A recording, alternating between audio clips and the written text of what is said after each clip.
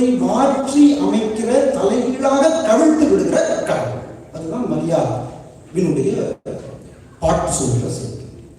வலியவர்களுக்கு எதிராக ஏன் கடவுள் இருக்கிறார் என்றால், எளியவர்களுக்கு ஆதரவாக வலியவர்கள் இல்லை. ஏழையும் பணக்காரனும் இருப்பது என்பது கடவுளுக்கு சம்மதம் இல்லை.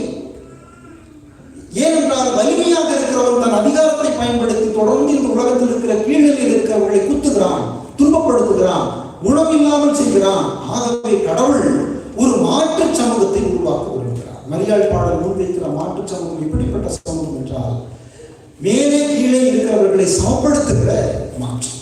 It is an alternative social value.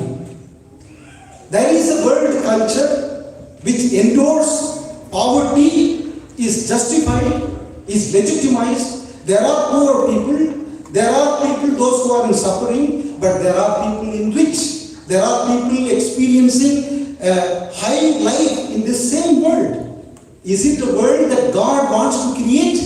என்றால் மரியாள் முன்வைக்கிற கேள்வி, கடவுள் இப்படிப்பட்ட உலகத்தை மாற்றி அமைக்க விரும்புகிறார். கடவுள் ஒரு மாற்று உலகத்தை உருவாக்க விரும்புகிறார். அந்த உலகத்தில் எவனெவனெல்லாம் தன் திறமைகளை பயன்படுத்தி வலிமையாக இருக்கிறேன் என்று சொல்லிக்கொண்டு மற்றவர்களை ஒடுக்குகிறானோ அவர்களை எல்லாம் வெறும் கையராக, கீழே தள்ளுகிறவராக, சிதறடிக்கிற கடவுள் தான் எங்கள் கடவுள். இன்றைக்கு உலகத்தில் வறுமை